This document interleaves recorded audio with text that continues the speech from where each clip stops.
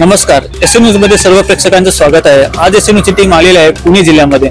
आज पुणे जिल्ह्यामध्ये 26 जानेवारी अर्थात प्रजासत्ताक दिनानिमित्त या ठिकाणी पुस्तक वितरणाच्या कार्यक्रमाचे आयोजन केले आहे। आपण बघू शकता की मागच्या साईडला खूप मोठ्या पद्धतीने लोकांची संख्या जमलेली आहे, या पुस्तक वितरणामध्ये सहभागी होत आहेत। चला आपण या पुस्तक वितरणाबद्दल थोडीफार माहिती जाणून घेऊया। आता आपण बघू शकता की माझ्या मागे आणखी काही पुस्तक वितरण करते आहे। आपण त्यांच्याशी आणखी संवाद साधून आणखी थोडीफार माहिती जाणून घेऊया। नमस्कार सर। नमस्कार सर। सर तुमचं नाव काय आहे? माझं नाव रामेश्वर दास। सर तुम्ही कुठून आला?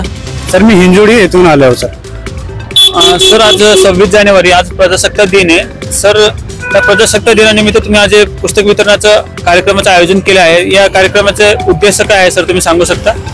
सर जो संविधान आहे हा भारताचा संविधान हा सर्वांना माहिती आहे।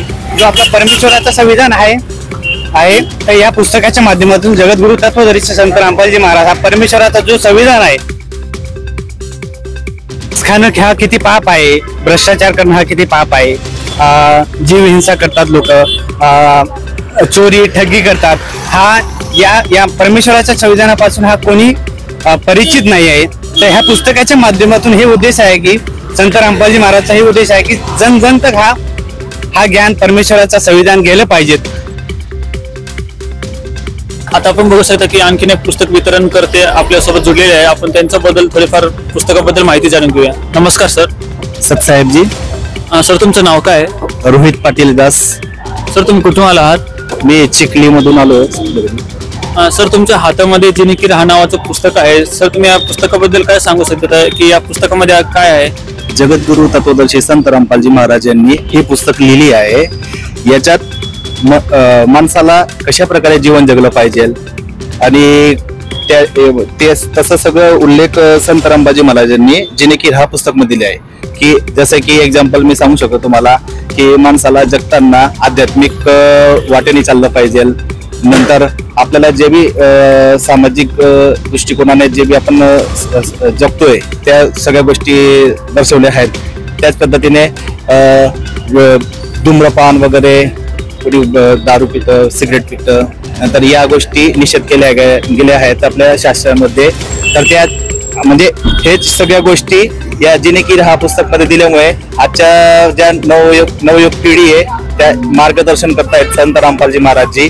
जर हे पुस्तक वाचल्यानंतर आपल्या आयुष्यात असे बदल घडून येतात की जे आजपर्यंत आपल्याला कोणी सांगितलं नाहीये आणि शास्त्रातर्फे पण आजपर्यंत ते घडलं नाहीये। असं हे सगळं पूर्ण शास्त्रोक्त पद्धतीने व भक्ती मार्ग हे आपल्याला कशी करावी ते सगळं जिने की राहा मध्ये मी पण याच पद्धतीने जुळलो आहे। मला चांगलं वाटले संत रामपालजी महाराजांचे जे पण पॉइंट्स आहेत, शास्त्रोक्त पद्धतीने कशी भक्ती केली पाहिजे व माणसाने आचरण विचार कसं ठेवला पाहिजे सगळं या पुस्तक मध्ये घेतलेलं आहे।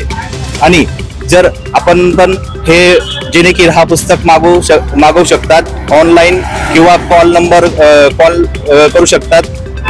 या पुस्तकाच्या पाठीमागे सगळे कॉन्टॅक्ट नंबर दिले आहेत, QR कोड्स आहेत, त्यांचे ऍप आहेत, नाहीतर मग टोल फ्री नंबर आहे, त्याच्यावरती तुम्ही कॉल करून आपले नाव, पूर्ण पत्ता व मोबाईल नंबर हे देऊन आपण घरपोच निशुल्क पुस्तक मागवू शकतो। सतसाहेब, धन्यवाद।